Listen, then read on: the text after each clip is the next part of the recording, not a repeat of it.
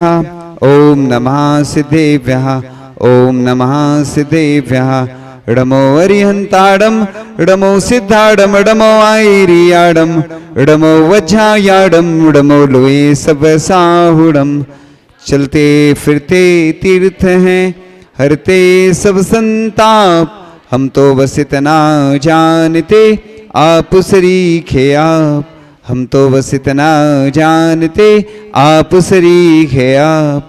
कुंडलपुर के बड़े बाबा की, मूल नायक श्री पार्श्वनाथ भगवान की, परम पूज्य आचार्य भगवान गुरुदेव श्री ईश्वर विद्यासागर जी महामुनिराज की, परम पूज्य आचार्य श्री ईश्वर समय सागर जी महामुनिराज की, स्थिति में दीक्षित सभी मुनिराजों की, परम पूज्य मुनि श्री ईश्वर विमल सागर जी, अनंत सागर जी, धर्म सागर जी आदि समस्त 3 कम 9 करोड़ मुनिराजों की।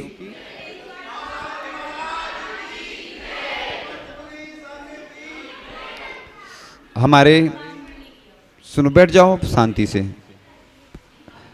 आचार्य भगवान की स्तुति करते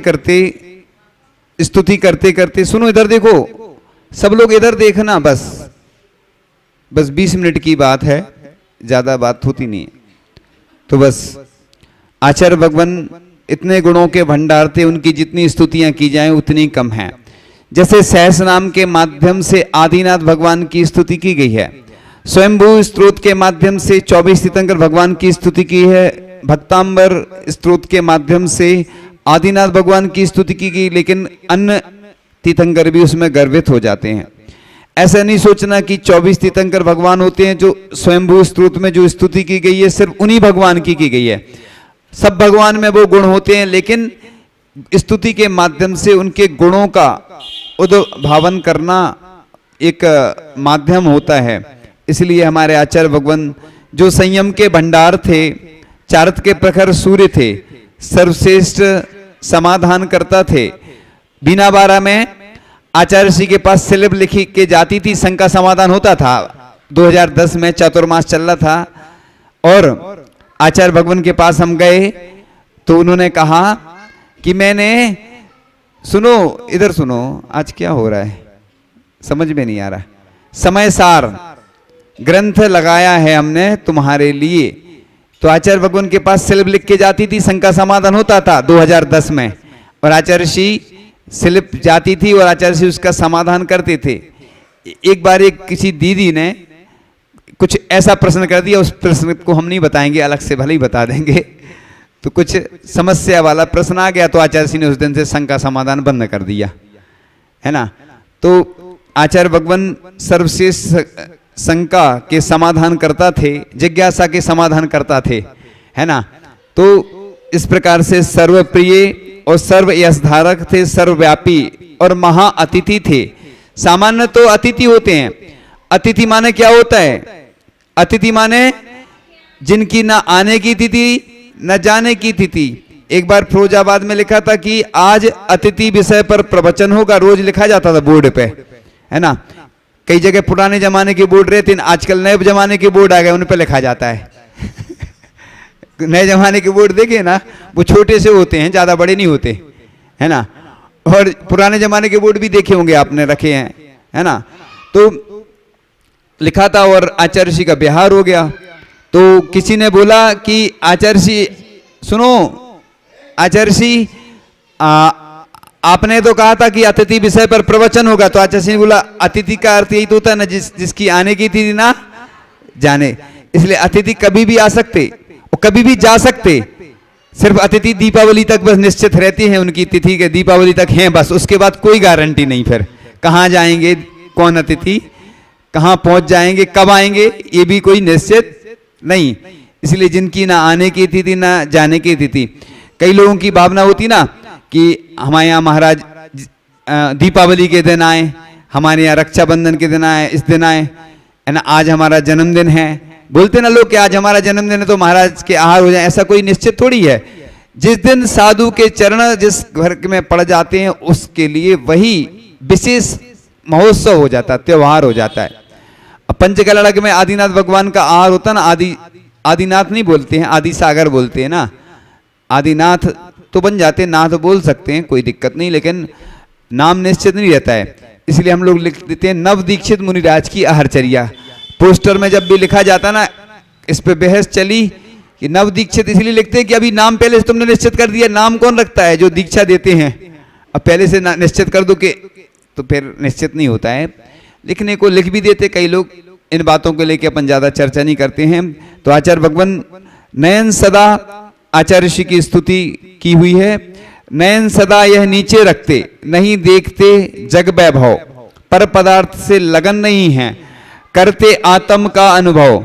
आंख उठा यह जिनको लख ले, उनके दुखड़े न टिकते, चर्चा करके चरिया लग के, स्वयं विरोधी जन झुकते। आचार्य भगवान का ऐसा प्रभाव था कि सभी लोग नतमस्तक हो जाते थे। और हमारे पूज्य वर्तमान में भी आचार्य भगवान हैं समय सागर जी महाराज, जिनने लगभग 40,000 किलोमीटर से ज्यादा की यात्रा कर चुके हैं।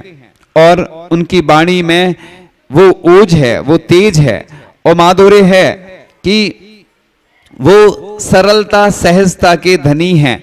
जब भी उनकी बात की जाती है, हमने तो कई वर्षों तक हमें सौभाग्य मिला कि संघ में उनके चरणों में रहने का हमारा सौभाग्य रहा है ना। और हर नगरी उनके चरणों से लाभान्वित हुई है कि उनके चरणों का सानिध्य प्राप्त हुआ। तो इस प्रकार से हमारे वह आदर्श हैं जिन महाराज ने हमें दीक्षा दी, वो आचार्य महाराज, और जिनने हमें शिक्षा दी वो पूज्य हमारे ज्येष्ठ श्रेष्ठ, पहले के ज्येष्ठ श्रेष्ठ मुनिराज और वर्तमान के आचार्य महाराज। उनका जितना गुणगान किया जाए वो कम है। यानी जो अपन कीर्तन करते हैं, स्तुति करते हैं, ये चाहे वह गद्य में करें चाहे पद्य में, ये स्तुति कहलाती है। इसलिए जितने देश विदेश में जो लोग बीमार हैं, मैं तो बस कुछ नहीं करता हूं, एक ही दवाई देता हूं उनको कि तुम दवाई तो करते रहो लेकिन दवा के साथ दुआ भी करते रहो।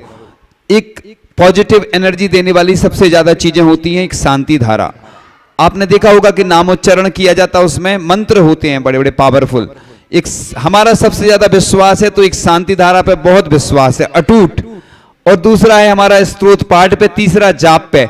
दुनिया में अगर तुम कितने भी बीमार हो जाओ, कितने भी कुछ हो जाओ, कितनी भी औषधि करा लो, अगर तुम्हें बचना है तो तीन तो ये सबसे ज्यादा पावरफुल चीजें हैं, इनको कभी नहीं छोड़ना जीवन में बस।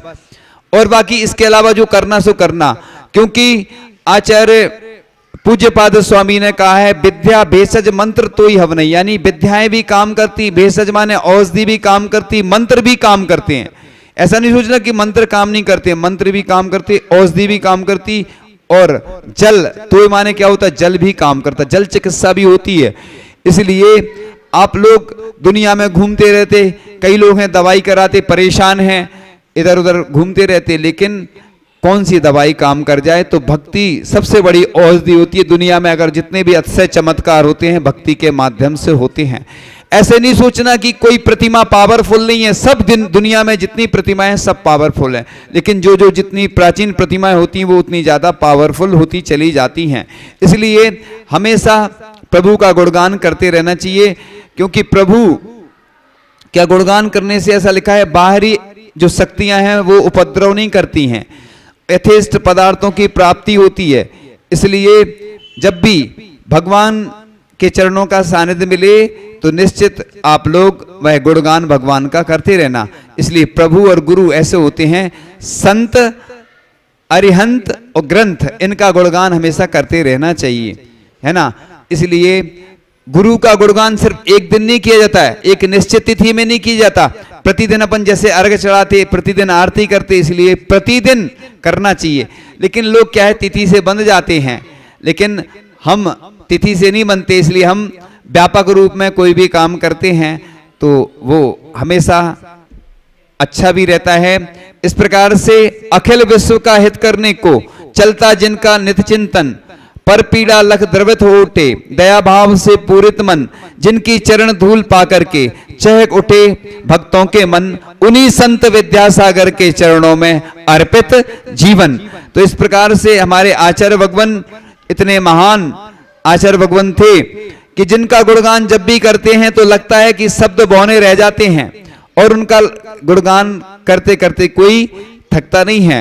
और जो पंक्तियां पहले शायद कभी आई नहीं होंगी, और आपको सुना देते हैं। बहुत अच्छी पंक्तियां हैं, उस समय पुरानी पंक्तियां हैं, लेकिन शायद थोड़ी बहुत पंक्तियां तो सुनाई थी। जो नामुना के कामना से कोसों दूर हैं, कहीं कहीं ऐसे संत भी जरूर हैं। तेरी जिज्ञासाओं की पूर्ति है वे, त्याग की तो साक्षात मूर्ति है वे। मान नहीं उनको न जरा गुरूर है, कहीं कहीं ऐसे संत भी जरूर हैं। भाग उदय हो तो दर्श पाएगा, चरणों में जाके मन शांति पाएगा। कर वंदना तू कौन से नशे में चूर है, कहीं कहीं ऐसे संत भी जरूर हैं।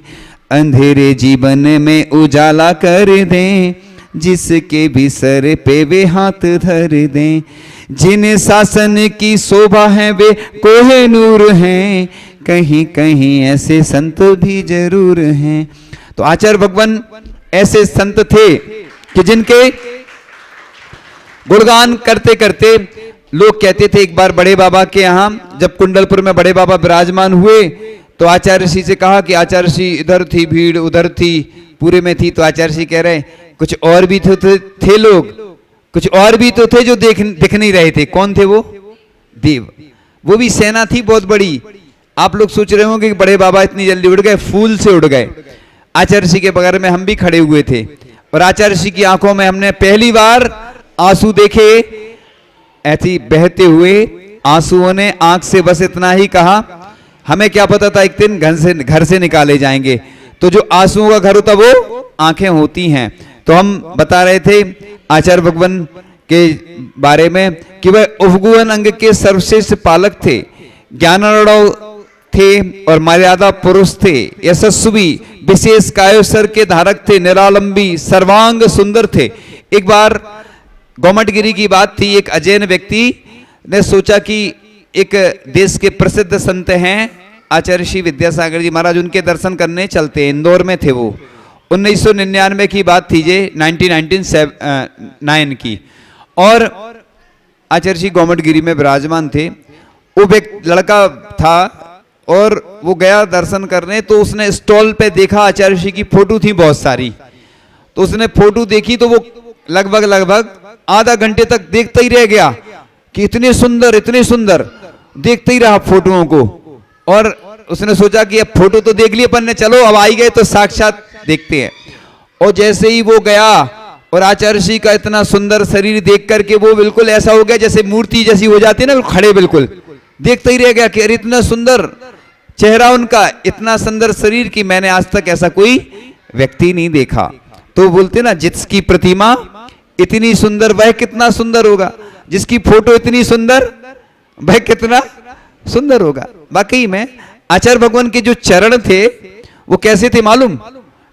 पुल जैसे थे। पुल, मेंढक भी निकल जाए तो उसकी रक्षा हो जाती थी। मतलब उनकी जैसे पाटे रहते ना, पाटे में अंदर गिट्टक लगाए जाते ना, छोटे छोटे। क्यों लगाए जाते? जीभ वगैरह निकल जाए। तो आचार्य श्री का जो पैर था, लेकिन आचार्य श्री के जो पैर थे इतने मुलायम थे कि एक बार अमरकंटक में क्या हुआ, हम लोग भी साथ में थे। आचार्य श्री के पैर इतने नरम थे, कोमल थे कि वो घिस गए। चलते चलते अब लगभग 1 लाख किलोमीटर तो चले होंगे, है ना। तो 1 लाख किलोमीटर ये हम अपने अंदाज से बता रहे हैं मोटा मोटा। तो अब आचार्य जी के पैर इतने घिस गए थे कि खून निकलने लगता, ब्लड। एक जने जाके थोड़ा सा है ना व्यवस्थित, जो टीचर हो वो अच्छे से कर लेंगे व्यवस्थित बच्चों को।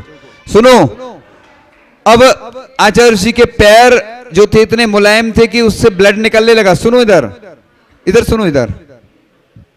तो ब्लड निकलने लगता था और आचार्य जी के घाव हो गए पैरों में, पस पड़ गई। जो कंकर थे वो अंदर घुस गए। अंदर कंकर घुसने से जब आचार्य जी पैर रखते थे तो बहुत कष्ट होता था। अब डॉक्टर वगैरह आए, देखे, कंकर निकाले बहुत सारे और कहा आचार्य जी आपको तो विश्राम करना पड़ेगा। अमरकंटक जा रहे थे। अब आचार्य भगवान तो किसी की सुनते नहीं थे क्योंकि वो अपनी चर्या में कठोर थे। जब भी हमने देखा बिहार होता था तो रामटेक से सीधा नहीं, जब अमरकंटक से रामटेक सीधा सीधा बिहार चलता था, कहीं नहीं रुकते थे वो, लंबे लंबे बिहार चलते थे। अब सुनो इधर, तो लंबे लंबे विहार चलते थे। और आचार्य ऋषि जैसे ही विहार करते थे तो पस पड़ गई उसमें, पैर में पस पड़ गई थी तो चुभते थे वो कंकड़, और चलते थे तो बहुत दर्द हो रहा था, चल भी नहीं पा रहे थे। कमंडल भी किसी को नहीं देते थे उस समय। अब एक ब्रह्मचारी जी को मुश्किल से दिया कमंडल, तो वो कमंडल पकड़ के चलने लगे। और फिर एक जो व्यक्ति था वो डीएसपी था उस समय, जैन नहीं था वो, तो वो साथ में चलता था। और आचार्य ऋषि के चरणों में इतनी पस पड़ने से रुकना पड़ा 1-2 दिन। फिर वो कंकड़ निकाले धीरे धीरे, फिर कड़का आदि लगाते थे, जो भी चिकित्सा आदि की जाती थी। और जो वो डीएसपी व्यक्ति था जो साथ में विहार करता था, आचार्य ऋषि के पुण्य के प्रभाव से आचार्य ऋषि का अतिशय वो चमत्कार हुआ कि बाद में वो एसपी बन गया, उसका प्रमोशन हो गया। यानी अजैन व्यक्ति भी मतलब सेवा करता था तो उसका प्रभाव, प्रमोशन इतनी जल्दी हो गया। देखो मतलब आचार्य ऋषि ने कितने लोगों को ऊंचाई पे पहुंचा दिया।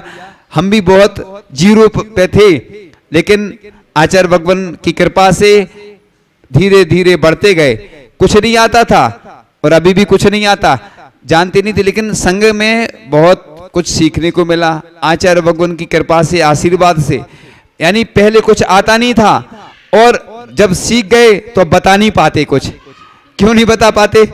मर्यादाएं रहती हैं, जानते हैं लेकिन बता नहीं पाते, क्योंकि सब कुछ दिया प्रभु ने, सब कुछ दिया गुरु ने, इतनी सी बस कमी है, जानते हैं सबको मगर खुद से अजनबी हैं।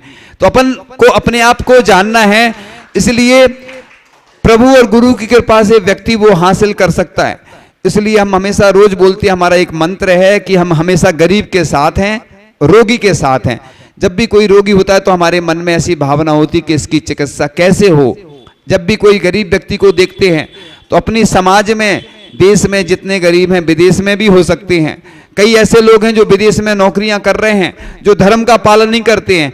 अपने देश की सबसे बड़ी समस्या है कि अपन चिकित्सा के लिए इधर उधर भागते रहते हैं। कई बार किसी व्यक्ति को कोई मदद करने वाला नहीं मिलता है। कई लोग हैं, इतना धन रहता है लोगों के पास, इतना धन रहता है, लेकिन वो कुछ नहीं करते। आचार्य भगवान ने देखो पूरी मैत्री एक संस्था जबलपुर में स्थापित की, करवाई, निर्देशन दिया, मार्गदर्शन दिया, प्रेरणा दी। इसलिए दी कि उसके माध्यम से जो गरीब, जैन गरीब हैं, उनको रोजगार मिले।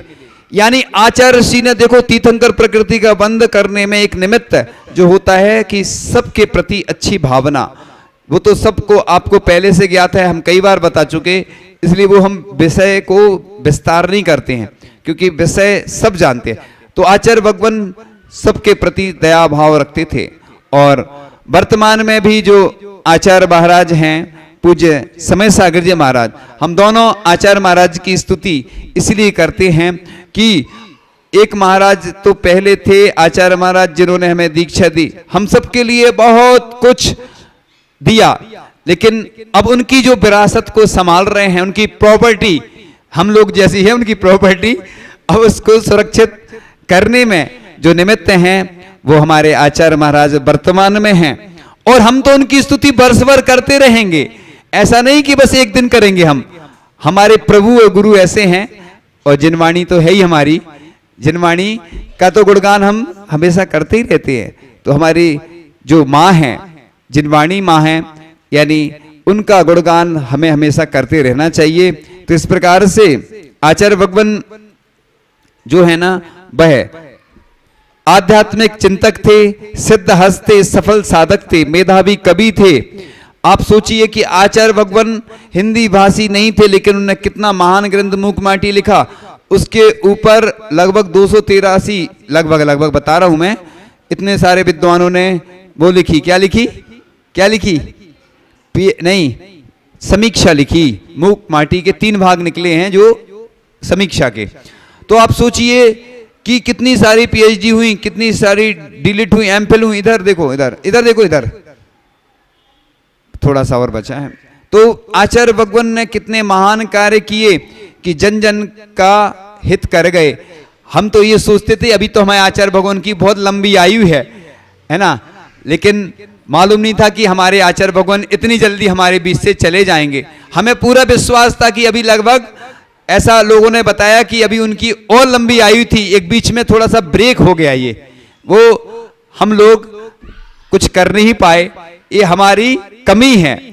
हम लोग चाहते तो और ज्यादा ऐसी विशुद्धि बढ़ाते, कुछ ऐसा करते कि हमारे आचार्य भगवान जितनी आयु वर्तमान में मिलती ना 120 वर्ष पूरी आयु उनको मिल जाती। और मैं जब भी वो भजन सुनता हूं ना, कौन सा है भजन,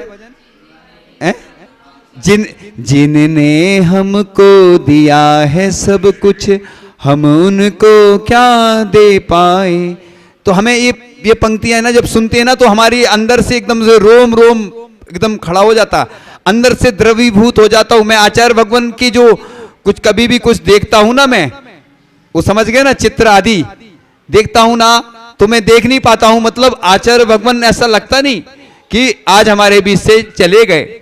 यानी भगवान जिस दिन जब हम लोगों को समाचार मिला, वो सबको मालूम पूरी दुनिया को कि क्या स्थिति बनी, और विश्वास ही नहीं हो रहा था। मैंने जिस शाम को मैं जहां था, मैं डिटेल में नहीं बता रहा हूं, मैंने तुरंत विशेष लोगों को बोला कि तुरंत जाप चलना चाहिए, पूरे देश और दुनिया में जाप पहुंचना चाहिए आचार्य ऋषि के लिए सिर्फ। लेकिन वो जाप किसी कारण से कोई अनुकूलता नहीं होने पर शुरू नहीं हो पाई थी। वैसे तो अपन कर ही रहते, पूरे संघ को निर्देश आया था कि आचार्य ऋषि के लिए सबको स्पेशल जाप करना है अलग से। हम लोग सभी मुनिराज तो करते थे, पहले से ही हम लोगों को टारगेट मिला था। टारगेट जानते ना क्या कहलाता, लक्ष्य, कि इतनी जाप सबको करना। पहले मुनि यारिका और जो साधुगण थे उनको आया, फिर ब्रह्मचारी, फिर पूरे देश और दुनिया ने फिर जाप शुरू की। मैं आपको एक अतिशय चमत्कार बताता हूं कि मैं बीना में जब अस्वस्थ हुआ तो मेरी स्थिति बहुत ज्यादा खराब हो गई, लेकिन मैंने जब आचार्य ऋषि का मुख से जो डबोकार मंत्र है ना जब सुना तो अलग ही एनर्जी आ गई। यानी आचार्य ऋषि इतने अतिशयकारी और चमत्कारी थे, लोगों को विश्वास नहीं था। मैंने तो कई बार ऐसे अतिशय और चमत्कार उनके खुद के देखे हैं, सुने हैं और पढ़े हैं। जब मैंने उनके संस्मरण पढ़े तो मुझे विश्वास होता चला गया कि आचार्य भगवान ने 44 घंटे ध्यान लगाया, और ऐसे ऐसे शमशान में कई ध्यान लगाए। अष्टमी चतुर्दशी को भी वो क्या करते थे, अष्टमी चतुर्दशी को एक उपवास आदि करते थे, 9 उपवास लगातार किए, वो सब मालूम है आप लोगों को। क्योंकि आचार्य ऋषि के बारे में ज्यादा बोलने की जरूरत नहीं है, सब पूरी देश दुनिया सब जानते हैं। लेकिन फिर भी उनका गुणगान हमें प्रतिदिन प्रति क्षण करते रहना चाहिए। और आचार्य भगवान की यश कीर्ति तो स्वर्ण अक्षरों में लिखी जाना चाहिए, स्वर्ण पत्र पे लिखने की तो हमारी भावना है ही। अब कब पूरी होगी, मैंने आचार्य ऋषि का पूरा, मैं डिटेल में नहीं बता रहा हूं, ताम्र पत्र पे उत्कीर्ण करवाया, और आचार्य ऋषि के चरण भी लगभग हम लोगों की तरफ से लगभग सेमीफाइनल हो चुके, फाइनल में इसलिए नहीं बोल रहा हूं। हाँ, अब कब स्थापित होंगे, तो इस पूरे देश और दुनिया में स्थापित होना है। क्या योजना बनेगी, किस प्रकार से होगा, उसके बारे में हम ज्यादा डिटेल में नहीं बताते हैं, क्योंकि इसमें फेरबदल होता रहता है। लेकिन जिन जिन लोगों ने भी इसमें मेहनत की है, सभी साधुवाद के पात्र हैं, बहुत अच्छे। आचार्य ऋषि की बिल्कुल वैसे ही कि वैसे चरण है ना उकेरे गए हैं, अब आपके सामने आएंगे। और मैं तो ये कह रहा हूं, मेरी पर्सनल भावना है कि जहां भी आगे 1 वर्ष तक, जब तक कि आचार्य ऋषि का समाधि दिवस आने वाला जब भी होगा, उस तक हर जगह जो भी जितने हमारे संघ के साधु हैं, उनके सानिध्य में जहां भी जो कार्यक्रम हो, जितनी भी आचार्य ऋषि से जुड़ी समाज हैं, चाहे वो हथकरघा हो, चाहे वह गौशालाएं हो, हम तो कहते हैं इस बार मूवमेंटों में आचार्य ऋषि के चरण जरूर होना चाहिए और आचार्य ऋषि का चित्र होना चाहिए। उसका भी हम प्रयास करेंगे। जहां जहां गौशालाएं, हथकरघा, आचार्य ऋषि के द्वारा जितनी भी संस्थाएं हैं और जो भी साधु संत हैं, ऐसा प्रयास करेंगे तो जरूर वो भावना पूर्ण होगी कि आचार्य ऋषि के चरण का ही मूवमेंट हो, उसमें आचार्य ऋषि का सुंदर सा चित्र हो, उसमें आचार्य ऋषि के बारे में शॉर्ट एंड स्वीट थोड़ा सा जानकारी भी हो, प्रशस्ति जैसी हो। ठीक है ना? तो इस भावना के अनुसार आप लोग ऐसा ही करते रहें। और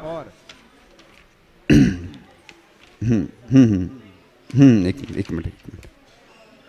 थोड़ा भजन सुनाते हैं। हे मेरे गुरुवर एक बात बताओ, कहाँ है भगवन हमें दिखाओ। मैंने तो उनको कहीं देखा नहीं, कहीं मेरे भगवन गुरुवर तुम ही तो नहीं, कहीं मेरे भगवन गुरुवर तुम ही तो नहीं। मैंने सुना है मन मन में भगवान विराजे रहते हैं, अंतः मन से झांको तो वह हमें दिखाई देते हैं। मेरे तो मन में गुरुवर तुम ही हो बसे, कहीं मेरे भगवन गुरुवर तुम ही तो नहीं। तेरा रूप देख के गुरुवर कुछ कुछ ऐसा लगता है, मंदिर में भगवान की मूरत से भी कुछ कुछ मिलता है। सच सच बताना गुरुवर छिपाना नहीं, कहीं मेरे गुरुवर भगवन तुम ही तो नहीं, कहीं मेरे गुरुवर भगवन तुम ही तो नहीं। इस प्रकार से आज आगे आप लोगों की भजन संध्या आदि होना है, इसलिए आज अंतिम। हाँ सुनो अभी हम पहले समझ लें, पहले हमें जानकारी नहीं ना क्या कैसा। हाँ एक मिनट सुनो।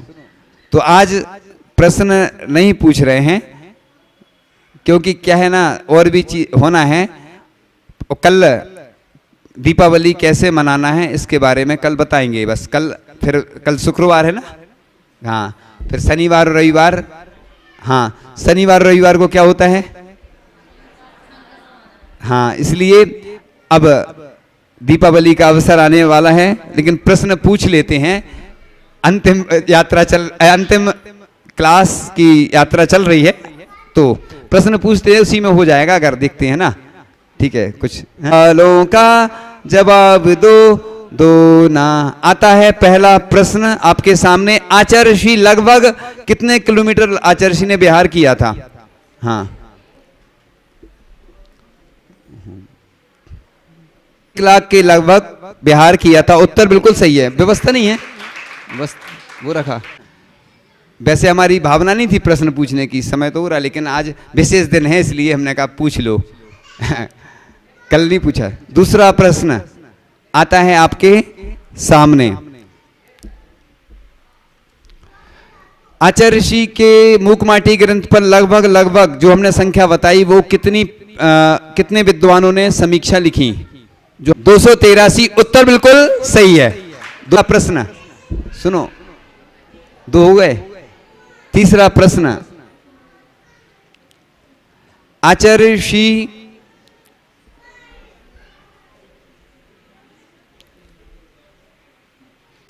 का जो हमने संस्मरण सुनाया था, जब पैर में कंकर लग गए थे तो आचार्य श्री किस ओर विहार कर रहे थे?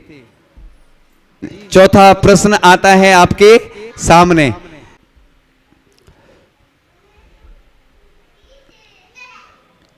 एक व्यक्ति का प्रमोशन हो गया था, कौन सी पोस्ट पे था और किस पोस्ट पे उसका प्रमोशन हो गया था? डीएसपी से एसपी, लगभग जो हमें ज्ञात है। उत्तर बिल्कुल सही है। पांचवा प्रश्न,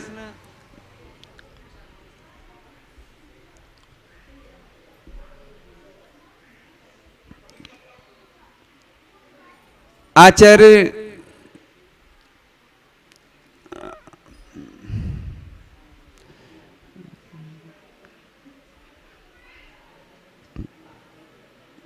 पूज्य समय सागर जी महाराज हमारे दीक्षा गुरु नहीं थे तो क्या थे?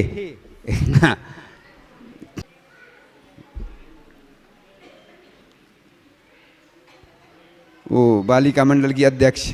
हाँ बालिका मंडल का क्या है, हमें जानकारी नहीं है। नहीं बालिका मंडल का नाम क्या रखा है? विद्याभूत, हमें नहीं मालूम अभी तक। चलो, शिक्षा गुरु थे। अब हम स्पष्ट कर दें, बैठ जाओ। पढ़ाया है तो हमारे शिक्षा गुरु वो मुनि अवस्था में पढ़ाया नहीं, मतलब ब्रह्मचारी अवस्था में, तो उस अपेक्षा से बताया। अभी तो हमारे वो आचार्य हैं, इसलिए मैं क्लियर कर दे, लोग कंफ्यूज हो जाते, कुछ का कुछ लगा लेते, इसलिए चलो आज 5 प्रश्न हो गए। अब बता दो चारू कहाँ है, थोड़ा जानकारी दे दो लोगों को, क्या है अभी कार्यक्रम बता दो। यहाँ होना, अरे तो दे दो ना, तुम बोल दो ना, बोल दो जल्दी बता दो, क्योंकि हमारी कक्षा पूर्ण हो चुकी है, अब हमारा काम नहीं बचा। थोड़ा सा जानकारी दे दो अभी क्या होना, कैसा क्या, हमें जानकारी नहीं है इसलिए बता रहा हूँ। बोल, अरे यहाँ होना है कि वहीं, क्यों उधर क्यों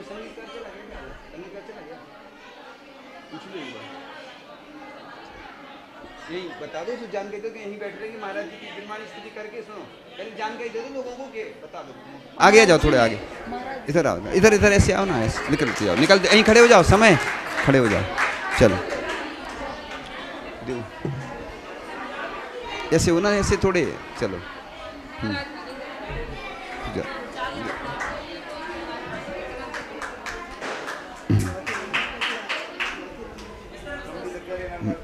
आ जाओ, निकलते जाओ फिर अभी फिर से।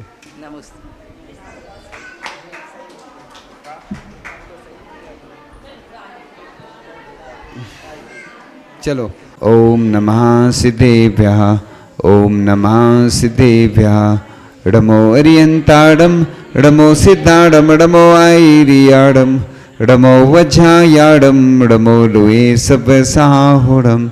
चलते फिरते तीर्थ हैं, हरते सब संताप, हम तो बस इतना जानते आप सरीखे आप, हम तो बस इतना जानते आप सरीखे आप। कुंडलपुर के बड़े बाबा की, मूलनायक श्री महावीर भगवान की, मूलनायक श्री पार्श्वनाथ भगवान की, परम पूज्य आचार्य भगवान गुरुदेव श्री ईश्वर विद्यासागर जी महामंडल जी की, परम पूज्य आचार्य श्री ईश्वर समय सागर जी महामंडल की, परम पूज्य मुनि शेखश्वर विमल सागर जी, अनंत सागर जी, धर्म सागर जी आदि समस्त 3 कम 9 करोड़ मुनिराजों की।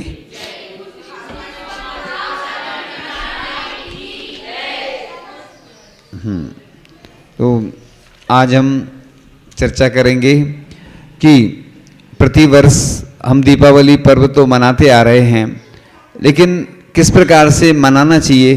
तो दिगंबर जैन धर्म के हिसाब से जो अपन पूजन प्रतिदिन करते हैं तो किस प्रकार से करते हैं, दिन में ही करते हैं। अब जो लोग और लोग कैसे करते हैं वो जाने, अपन को उनसे नहीं मतलब, अपन तो दिन में ही करते हैं। चूँकि अभी हमारे पास कैलेंडर नहीं है, हम ला नहीं पाए। इस वर्ष का जो कैलेंडर है, हर वर्ष कैलेंडर में मुहूर्त दिए रहते पीछे सबसे, है ना। तो आप लोग अलग से आपके पास पहुंच जाएंगे, हर मंदिर में है तो आप देख लेना उसको। कैलेंडर में जो मुहूर्त रहते वही सही मुहूर्त है, उसी से पूजन करना चाहिए। मुहूर्त का क्या महत्व है, तो देखो जैसे गुरु पुष्य नक्षत्र आता है, रवि पुष्य योग आता है, ये मुहूर्तों का राजा माना जाता है। विवाह आदि करते हैं लोग, कहते हैं हमें क्या बिगड़ना, कुछ नहीं, हमारा तो ऐसा हुआ था। देखो किसी के हिसाब से नहीं चलना। अगर कोई पुण्यशाली व्यक्ति होता है तो वो कभी भी कुछ कर ले तो उसको कुछ ज़्यादा फर्क नहीं पड़ता। जैसे कई लोग बोलते हैं ना, हमने ये खा लिया तो हमारा रोग ठीक हुआ, सबका नहीं होगा ऐसा। डॉक्टर को क्यों दिखाते, क्योंकि डॉक्टर नाड़ी देख करके या अन्य जांच आदि करके फिर वो दवा देता है, मेडिसिन देता है। इसी प्रकार से अपन मुहूर्त से काम किया करो। अपन और भी जो विद्याएं हैं वो इसलिए तो हैं, मुहूर्त से काम नहीं करोगे तो आप फेल हो जाओगे, परेशान हो जाओगे, टेंशन में आओगे, लड़ाई झगड़े होते, तलाक आदि हो जाती है। इसी प्रकार से दीपावली पर्व अगर वर्ष में एक बार आता है, और हमें ये भी देखना है कि ऐसे कोई गरीब व्यक्ति होते हैं जो त्यौहार नहीं मना पाते, उनका भी त्यौहार मने। इसलिए हम पहले से जब दीपावली के पूर्व से सफाई आदि करते हैं, जो अनावश्यक वस्तुएं हैं, वर्ष भर में जो कपड़े हैं जो ऐसे अपन उपयोग नहीं करते हैं, रखे रहते हैं, ऐसी सामग्री दान करना चाहिए। उनके वो जो गरीब व्यक्ति हैं वो कैसे गुजारा करते हैं। हमारे पास इतने सारे कपड़े रहते हैं, आप लोगों के पास, हम कई बार ऐसा अनुभव किया, देखा है पूर्व में कि ऐसे कपड़े हैं जो साल भर रखते हैं, फिर अलग नहीं करते, बस सुखा के फिर रख देते हैं। मतलब परिग्रह कहलाता है ये, अनावश्यक वस्तुएं रखना। तो इतनी चीजें रखोगे, देखो सुनो, ऐसा भी पढ़ा था ग्रंथों में, प्रयोग तो करना चाहिए कि अपन जैसे ज्यादा पुस्तकें रखोगे ना तो पुस्तक रखने से ज्ञानावर्णी कर्म का बंद होता है। इसलिए अपन किसी को दान दे दो। ये कोर्स की भी पुस्तकें रहती, जो गरीब बच्चे रहते जो पढ़ाई नहीं कर पा रहे, अपने पास कितना पैसा है लेकिन अपन उपयोग नहीं कर पाते, चले जाते ऊपर उसका दोष लगता है। जिसके पास जितने ज़्यादा कमरे होंगे, जितनी कार होंगी, उतना दोष भी लगता है। परिग्रह जितना रखोगे उतना देखो सफाई करनी पड़ती। किसी का छोटा मकान है तो उसको कम सफाई करनी पड़ती, जिसका बड़ा मकान है उसको कितना पुताई में खर्च होता है। कई लोग तो 2-4 साल में करवाते इसलिए पुताई। तो अपन को ये ध्यान रखना चाहिए कि अनादिकाल से भरत चेत में अनंत 24 होती आई हैं। इसी क्रम में इस युग से मैं वृषभनाथ से लेकर महावीर पर्यंत 24 तीर्थंकर हुए। 23वें तीर्थंकर पार्श्वनाथ के 256 वर्ष 3.5 माह के बाद अंतिम तीर्थंकर भगवान महावीर स्वामी को कार्तिक सुदी अमावस्या को मोक्ष प्राप्त हुआ तथा उनके प्रथम गणधर इंद्रभूति गौतम को अपराह्निक काल में उसी दिन केवल ज्ञान की प्राप्ति थी। उसको क्या बोलते हैं? शाम की बेला को गोदली बेला, है ना। अपन जो निर्वाण लाडू चढ़ाते हैं, निर्वाण लाडू भी जहां जैसी प्रतियोगिता होती पूरे भारत में वो तो आप लोग करें, लेकिन एक बात का ख्याल रखें, ध्यान रखें कि लाडू घर से ही लाना चाहिए, क्योंकि अपन द्रव्य घर से लाने में कोई दिक्कत नहीं है।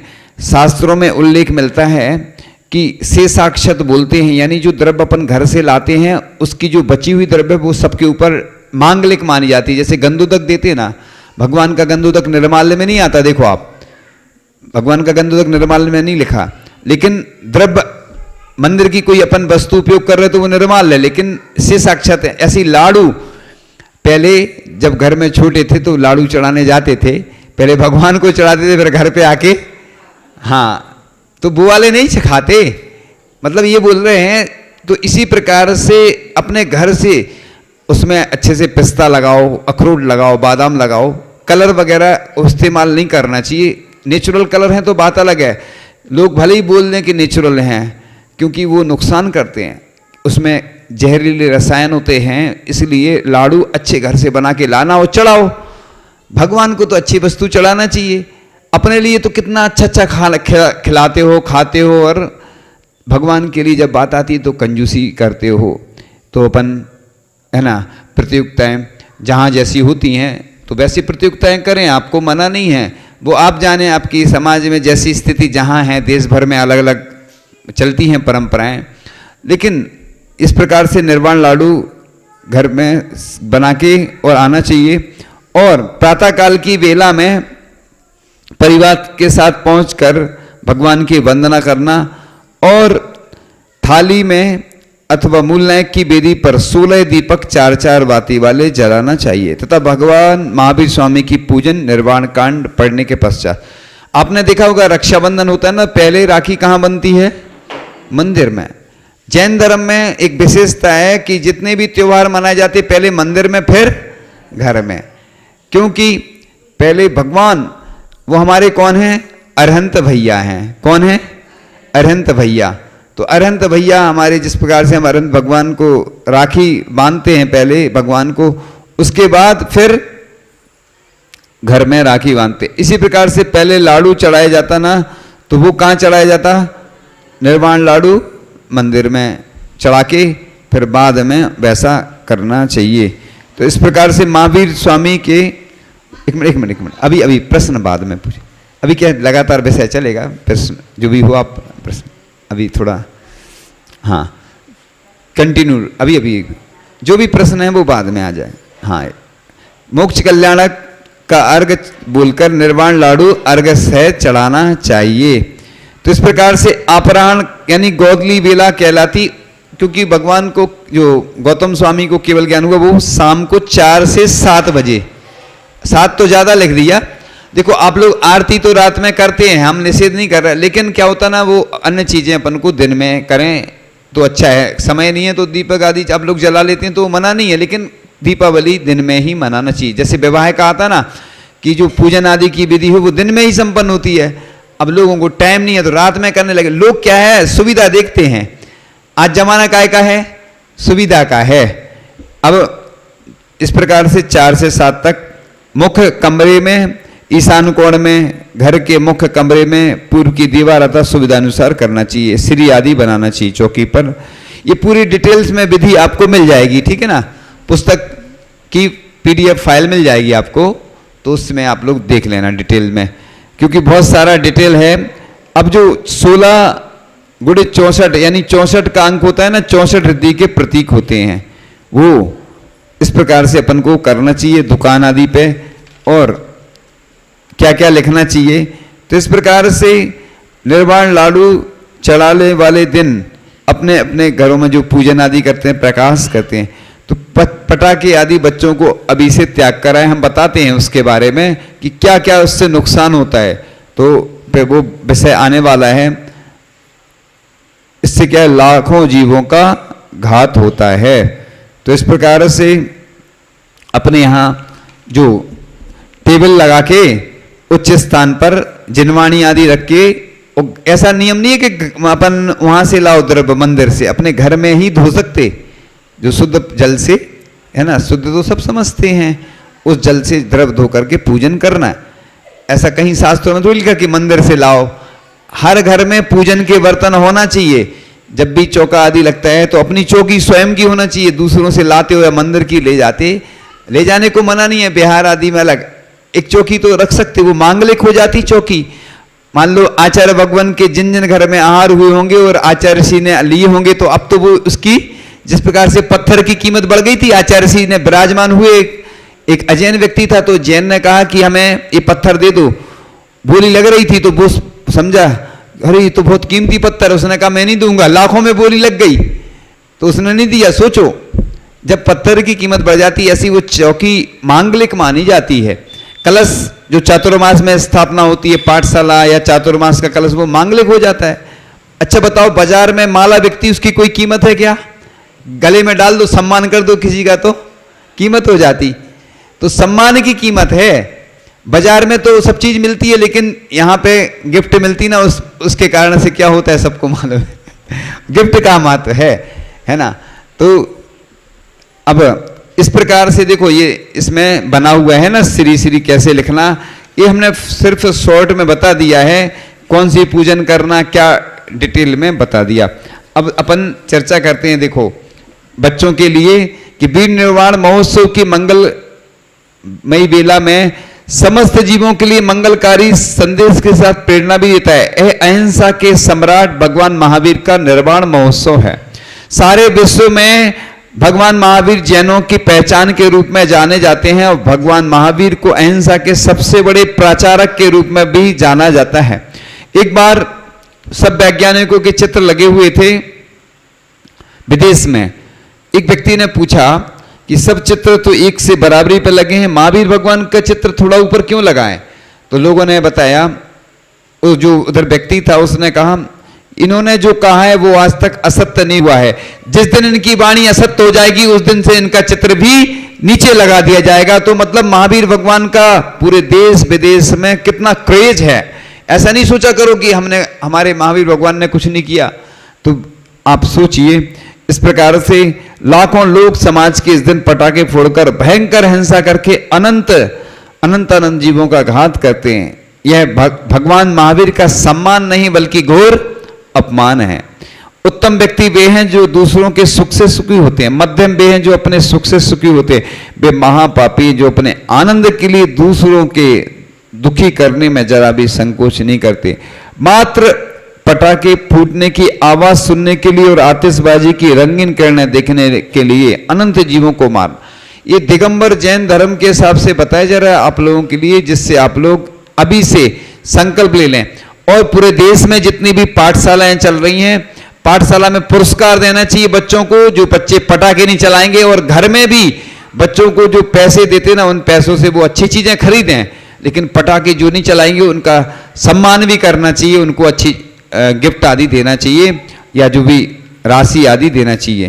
तो इस प्रकार से इन पटाखों से दूर रहें। और आपका मन पटाखा फोड़ने का हो तो आप निर्दोष जीवों की पीड़ा को याद करना, है ना।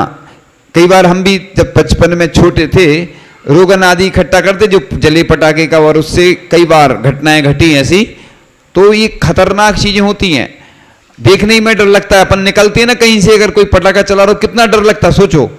अब अपन को जब डर लगता, अपन पंचेंद्रिय जीव हैं तो छोटे छोटे, तो अपना जैन धर्म अहिंसा प्रधान धर्म है कि अपन लोग कोई भी काम करते हैं तो हर चीज में पानी छानते तो विवेक रखते हैं, भोजन करते तो चलने उठने बैठने में विवेक रखते हैं, तो इस प्रकार से पटाखे जलाए तो पूरे ही जल गए, पति का अपराध। ऐसे अखबारों में, चैनल पे आप खोज लेना, कितनी सारी ऐसी घटनाएं जो हमारे सामने चित्र है, आप देख सकते हैं अभी बाद में कि देखो क्या क्या नुकसान होता है इससे। तो इस प्रकार से पटाखे, घातक पटाखे जलाकर वातावरण भी दूषित होता। दिल्ली में प्रदूषण भी कैसा हो जाता है, बिल्कुल प्रदूषित हो जाता है। उधर का जो वातावरण है ऐसी इतना खतरनाक हो जाता है। तो पहले के आंकड़े हैं कि 3000 करोड़ रुपए से अधिक के पटाखे एक दिन में फोड़े जाते हैं देश भर में। यानी इतने रुपयों को हम आग लगा देते हैं। इधर तो लोग पढ़ाई नहीं कर पा रहे हैं, बच्चे कई गरीब हैं, पढ़ाई नहीं कर पाते, इलाज के लिए पैसा नहीं है, और इधर पटाखे में तो आप नोट को ही जला रहे समझ लो, नोट, क्योंकि आग के हवाले। और जो धुआं बारूद बनकर हमारे वायुमंडल वातावरण को विषाक्त कर देता है। ऐसे कितने घर हैं जहां आर्थिक तंगी के कारण घरों में चिराग तक नहीं जल पाते। तो देखो कौन कौन से कर्मों का बंद होता है ये बताया जा रहा है कि पटाखों का त्याग कर्म बंध से बचाओ। तो हमें आर्थिक नुकसान के साथ साथ शारीरिक हानि भी पहुंचती है। पटाखों की धमक से गर्भवती जो होती है ना, उसको अनंत दुख होता है। इससे बेजवान पशु पक्षी पीड़ित भयभीत होते हैं। छोटे छोटे जीव जंतु मौत के घाट उतर जाते हैं। ऐसा भी आया है कि डीजे वगैरह चलते ना, उसकी जो ध्वनि से बच्चे कई बीमार थे जो और एक्सपायर हो गए। तो इस प्रकार से अग्निकांड होते हैं, लाखों करोड़ों रुपयों का नुकसान होता है। और भोले भोले बच्चे है ना अपनी जीवन लीला समाप्त करते जहां पटाखे तैयार होते ना। तो इस प्रकार से ज्ञानावरण कर्म का भी बंद होता है, क्योंकि जीवों के ज्ञान इंद्रिय का छेदन भेदन करके उनके ज्ञान में अंतराय डालते हैं। दर्शनावरणी कर्म का होता है जीवों की हिंसा से उनके मति सुत अवधि दर्शन में और जीवों के चक्षु आदि अंगोपांग छेद भेद करके उनके चक्षु और अचक्षु दर्शन में अंतराय डालते हैं। तो इस प्रकार से असंख्यात जीव की जो हिंसा होती है उसके पाप से बचना चाहिए। करोड़ों सूक्ष्म जीवों ने हमारा और आपका क्या बिगाड़ा है? कुछ नहीं ना। तो हम पटाखे छोड़ के उन सूक्ष्म जीवों को क्यों मारें और क्यों लाखों भवों के बैर का बंद करें? तो इसलिए मोहिनी कर्म का भी बंद होता है। विध्वंस और बम आदि फोड़ने के जो भाव होते हैं, यदि किसी के संपत्ति का नुकसान आपके पटाखों से जल करके हो जाए तो उसके भी कसाय और लड़ाई झगड़े होते हैं। पटाखों की आवाज से बच्चे पशु पक्षी सब डरते हैं और उनके परिणाम खराब होते हैं। ये सब स्वयं और दूसरों के कसाय परिणामों से चारित्र मोह का आश्रय होता है। अशुभ आयु कर्म पटाखे फोड़ने से बहुत आरंभ होता है और रौद्र परिणाम होते हैं जिससे नरक का बंध हो सकता है। नाम कर्म पटाखे फोड़ते समय मन वचन काय में कुटिलता आती है और जीवों के अंगोपांग का छेदन भेदन होने से अशुभ नाम कर्म का आश्रय होता है। नीच गोत्र कर्म इससे खुश होते हैं, अधिक रसूख की प्रशंसा करना। और अंतराय कर्म नींद लेने में, पढ़ने में, शांति में विघ्न अंतराय करने से आदि आदि ऐसे कर्मों के बंद होते हैं। तो आप देख सकते हैं कि देखो इतने बड़े बड़े, देखो ये क्या मिला इस दीपावली पे। देखो आप ये पशु पक्षी जो होते हैं ना, हम भी तो पशु पक्षी होकर भी मनोरंजन के लिए किसी भी प्राणी को नहीं मारते हैं। तो क्या जीवों पर करो करुणा अन्यथा फिर से होगा कोरोना। तो इस प्रकार से जो पशु पक्षी होते हैं ना, ये पोस्टर तो लगाए जाएंगे, तो दिखाए इसलिए जा रहे हैं कि सब लोग एक बार देख लें। देखो बच्चों के लिए जरूर दिखाना है इसको कि देखो लिखा है हानियां। तो हाथ जल गया तो इलाज का खर्चा कितना? 5000 रुपये। आराम कितना? 15 दिनों का, है ना। और 31 दिसंबर को जलाते ना, जो क्या बोलते हैं उसको, नहीं लास्ट दिन रहता ना साल का अंतिम दिन, हाँ न्यू ईयर के पहले शादी विवाह राजनीतिक जश्न में होने वाली आतिशबाजी को बंद। अगर मुंह जल गया तो इलाज का खर्चा कितना? नहीं 10,000 रुपये। आराम 30 दिनों का। कपड़े जल गए तो नुकसान 1000 रुपये का, एक ड्रेस बर्बाद हो गई, है ना। और दुकान गोदाम में आग लग गई तो लाखों का नुकसान। यदि कोई अग्निकांड हो जाए तो करोड़ों का नुकसान, सैकड़ों की मौत और तबाही। इसलिए पोस्टर दिखाए जा रहे हैं। इसमें तो बहुत सारा विषय है। इस प्रकार से इतने सारे पोस्टर हैं कि बच्चे देख के ही छोड़ दें पटाखे। देखो इसमें लिखा है कि अरबों रुपए की व्यर्थ में बर्बादी, पटाखों के रूप में हम एक दिन में अरबों रुपए में आग लगा देते हैं, जिससे नुकसान ही नुकसान है, फायदा कुछ नहीं। जितने रुपयों के पटाखे हम एक दिन में फूंक देते हैं, उतने रुपयों से हजारों परिवारों का पेट पाला जा सकता है। गर्भवत शिशु जो रहता है ना, पटाखों की तेज विस्फोटक आवाज से, तेज रोशनी से, बारूद के धुएं से जब हम बड़ों को परेशानी होती है, तो गर्भवत शिशुओं एवं नवजात बच्चों का क्या होता होगा, उन्हें अनेक बीमारियां हो जाती हैं। गर्भवत शिशु के जन्मजात बहरे होने का खतरा बढ़ जाता है। इस पाप के भागीदार हम पटाखे फोड़कर बनते हैं और अनंत जीवों और प्राणियों की हत्या हो जाती है और पशुओं के गर्भ तक गिर जाते हैं। विषैली वायु उन्हें अंधा बहरा बना देती है। और ये तो हमने बता ही दिया। आंखों एवं कानों पर इसका बुरा प्रभाव पड़ता है। इसकी तेज रोशनी से, बारूद आंखों में जाने से आंखें खराब हो जाती हैं। अपन जब पटाखे नहीं चलाते हैं तो बिना उसकी आंखें खराब हो जाती हैं, और जब पटाखे का धुआं अपनी आंखों में जाएगा, कानों में ऐसी आवाज आएगी, तो इससे तेज आवाज से कानों के पर्दे फट जाते हैं। श्वास के रोगियों के लिए यह महापर्व आराधना का नहीं अपितु महायातना का पर्व बन जाता है। और ईश्वर की वाणी का अपमान भी होता है, क्योंकि अपने यहाँ हिंसा करना नहीं लिखा, लेकिन अपन हिंसा करते हैं और कई संपत्ति का नुकसान हो जाता है। जो रॉकेट वगैरह छोड़ते ना, तो कहीं वो घास वगैरह रहती है, ऐसी कुछ रहती, उधर वो जाता है, गिरता है, तो वायु, जल, ध्वनि और मिट्टी का प्रदूषण होता है। और पटाखे में जो कारीगर होते हैं ना, बनाने वाले पटाखे की, उनकी जिंदगी से भी खिलवाड़ होता है। गंदगी फैलती है, रोगन पूरे में फैल जाता है ना, और ग्लोबल वार्मिंग का भी खतरा बढ़ जाता है। तो अगर आप प्रकृति प्रेमी, पर्यावरण प्रेमी हैं, तो पटाखे ना चलाएं, क्योंकि पटाखों में प्रकृति पर्यावरण को नुकसान होता है। इस प्रकार से ये पूरा बताया जा रहा है, बहुत सारा है, बस अब अंत में देखो, ये लैब में साबित हुआ कि पटाखों में सीसा और पारा है। इससे आता है कि धमाके वाले प्रेशर के लिए भरते हैं गन पाउडर की गोली, यानी जो रस्सी बम होता है उसमें भी बहुत सारी चीजें होती हैं। और जो चीनी पटाखे होते हैं ना, उसमें भी ज्यादा पोटेशियम होती है, और इससे खतरा ही खतरा होता है। और जब लैब कहती है ये टेस्टिंग आदि हुई पूरे में, तो कितना सारा नुकसान इनके माध्यम से होता है। तो आप इस प्रकार से पटाखे छोड़िए, और इसके माध्यम से जो नुकसान होता है ना, वो आपको बताया गया है। और भी बहुत सारा है, देखो अभी थोड़ा सा और निकलेगा। तो भगवान को मानते परंतु भगवान की बात नहीं मानते, संत साधुओं को मानते हैं परंतु संत साधुओं की बात नहीं मानते हैं। जो हमने बताया वही है। कितने सारे ऐसे 200 करोड़ की संपत्ति का नुकसान होता है। 70,000 बच्चों की आंखों की रोशनी कम या समाप्त हो जाती है। तो डॉक्टर भी ये मानते हैं, पूरे डॉक्टरों के जो नाम भी लिखे हैं इसमें, और ये भी बताया गया है कि कौन कौन से डॉक्टरों ने क्या क्या कहा। तो इस प्रकार से जो बताया गया है, दमे की बीमारी होती है और भी बहुत सारी बीमारियां हो जाती हैं। जिस प्रकार से हम एक छोटी सी चींटी को बचाने में प्रयास करते हैं कि उसका मरण नहीं हो चींटी का, और चींटी को तो बचा लेते हैं, लेकिन बड़े बड़े जीव अपन बचा नहीं पाते हैं। तो इस प्रकार से आप लोग इन सब का ध्यान रख के और ये करेंगे पालन। अब थोड़ा सा एक विषय रह गया था, वो अंत में बता देते हैं। तो इस प्रकार से आप लोग अच्छे से दीपावली मनाएं, अन्य त्योहार मनाएं, लेकिन कितने लोग हैं जो पटाखे का त्याग करेंगे आज? हाँ, नहीं, त्याग है जिनका तो अच्छी बात है। नए लोग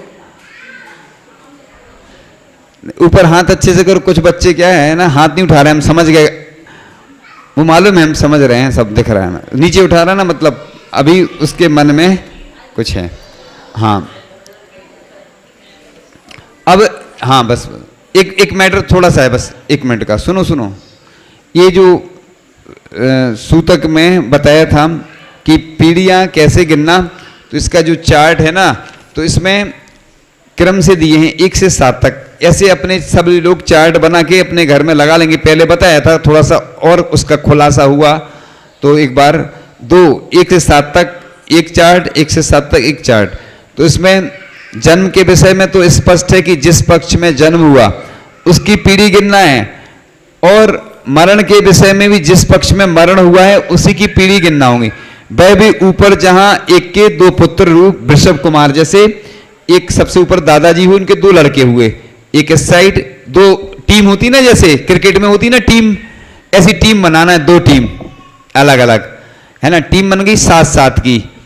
अब मरण में भी उसी का गिनना है, और वह भी जहां ऊपर एक के दो पुत्र रूप वृषभ कुमार को एक मानकर आगे जिसका मरण हुआ, मान लो 5 नंबर का, मान लो, माना है, जैसे गणित में मानते, मैथ्स में माना की, सुन लो बस 1 मिनट का विषय है। अब जिस पक्ष में मरण हुआ उसी की पीढ़ी गिनना होगी। वह भी ऊपर जहां एक दो पुत्र रूप वृषभ कुमार को एक मानकर जिसके 5 नंबर का मरण हुआ, तो वह 6वीं पीढ़ी कहलावेगा, है ना। सुपार्श बोले नहीं, सुने आप, बहुत अच्छा विषय चल रहा, बस कुछ ही मिनटों में। सुपार्श कुमार की तरफ से ए से ओम, ए से जी तक, ए से जी ये दूसरी साइड है ना, जो ABCD होती ना, तो किसी भी व्यक्ति के लिए एक समान 6वीं पीढ़ी होगी, उसमें कोई भेद नहीं होगा। अब घटना पक्ष में देखें तो अजित कुमार के क्रम में जब 5 नंबर के मरण पर अन्य बाद के 2-3 पीढ़ी रहेंगी या ऊपर भी 2-3 पीढ़ी से अधिक जीवित नहीं रह सकती हैं, इसलिए अपने पक्ष में तो कोई विकल्प नहीं बनता, क्योंकि दूसरे पक्ष वालों के लिए सूतक पातक का विकल्प होने पर पीढ़ियां तो जहां घटना हुई है उस पक्ष की गिनने पर पीढ़ी का निर्णय किया जा सकता है। तो पीढ़ी में सबसे अच्छा है कि जो घर में जो मुखिया होते हैं ना, उनसे ही चलना है। पूरे देश में अलग अलग मान्यताएं चल रही हैं, इस चार्ट आपके लिए अलग से व्यवस्थित देखने को मिलेगा, तो आप लोग उसके माध्यम से ही पीढ़ी गिनने की व्यवस्था देख सकते हैं, और सूतक का चार्ट भी व्यवस्थित आपको देखने को मिलेगा। तो इस प्रकार से सबसे पहले आप जितने भी देश भर में लोग हैं, विदेश में भी हैं, वो सब इसके अनुसार पहले अपना चार्ट बनाएं। चार्ट बनाओगे, आपको सूतक से बचने का बहुत अच्छा तरीका है, 7 पीढ़ी से ज़्यादा सूतक लगता नहीं है, और जो आगे पूरा चार्ट बताया जा रहा है उसके अनुसार आप लोग इस प्रकार से पीढ़ी गिन करके अपनी समस्या का समाधान कर सकते हैं। और अधिक जानकारी के लिए आप लोग ये सब जो मैटर हैं वो देख करके उससे निर्णय कर सकते हैं, और आपकी अधिक समस्या है तो हमसे चर्चा करके भी आप इन सब का समाधान प्राप्त कर सकते हैं। इन्हीं भावनाओं के साथ परम पूज्याचार्य भगवान गुरुदेव शिक्षण विद्यासागर जी महामुनि राज की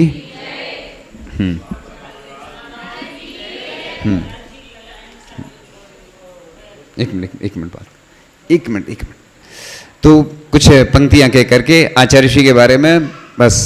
गुरुवर मेरी आन थे, गुरुवर मेरी शान थे, सच पूछो तो इस धरती पर चलते फिरते भगवान थे। जीव दया करुणा का पथ जिनने हमको बतलाया है, पृथ्वी के जन जन पर जिनकी रही बरसती छाया है। संतों में भी संत अनूठे, ऐसे संत महान थे, सच पूछो तो इस धरती पर गुरुवर मेरी आन थे, गुरुवर मेरी शान थे। नियम धर्म और समय सार का सार जिन्होंने बतलाया, जीव दया ही श्रेष्ठ धर्म है जिनने हमको है सिखलाया। मेरे गुरुवर प्राणी मात्र के रक्षक और भगवान थे, सच पूछो तो इस धरती पर चलते फिरते भगवान थे। सब वेदों का ज्ञान बताते, सन्मार्ग हैं दिखलाते, कैसे पा जाएं मोक्ष मार्ग सब मार्ग सहज हैं कर देते। देखा ना दूजा धरती पर तुम ऐसे संत महान थे, सच पूछो तो इस धरती पर चलते फिरते भगवान थे। ऐसे आचार्य भगवान श्री विद्यासागर जी महामुनिराज की, परम पूज्याचार्य श्री ईश्वर समय सागर जी महामुनिराज की। अब प्रश्न पूछना है, एक मिनट बताएंगे अभी डिटेल में। फॉर पहला प्रश्न आता है आपके, मेरे सवालों का जवाब दो ना। आता है पहला प्रश्न, पटाखे से कितनी संपत्ति का नुकसान होता है? जो हमने संख्या बताई है वो नोटों की संख्या जो रहती ना उतनी, कितनी बताई?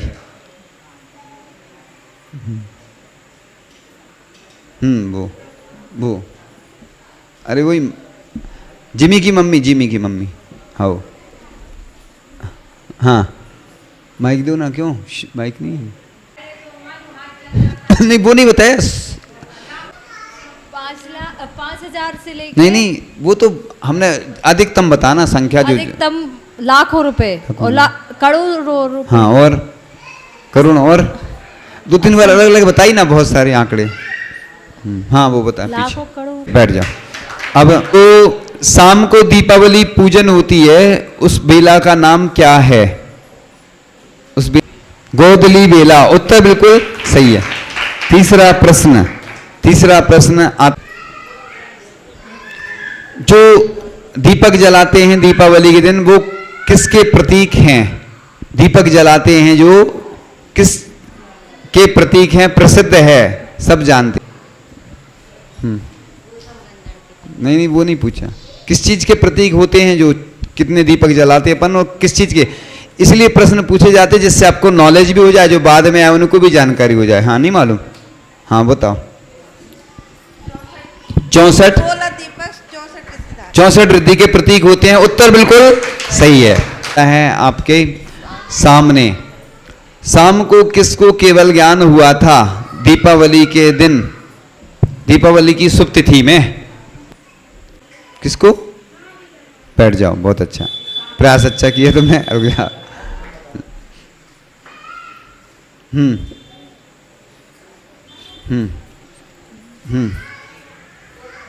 गौतम गणधर को हुआ था केवल ज्ञान। पटाखे से सबसे ज्यादा नुकसान पटाखों से किन को होता है, किन जीवों को होता है? अकेला किसको होता है सबसे ज्यादा नुकसान? सभी को होता है। किस किस को बताओ ना, कैटेगरी बताना ना। हाँ, और हाँ सभी को तो होता है, कैटेगरी नहीं बताओगे? हाँ तुम बताओ, चलो वो, हाँ बताओ। हाँ हाँ, चलो सब आ गए, बहुत अच्छा, उत्तर सही है। चलो इधर खड़े हो जाओ, साइड में हो जाओ, साइड में। चलो आ जाओ जल्दी।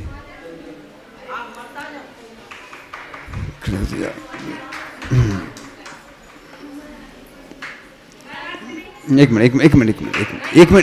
अरे एक मिनट तो रुक जा। अरे एक मिनट, आ जाओ। चलो जल्दी, चलो जल्दी आ जाओ। चलो आ जाओ।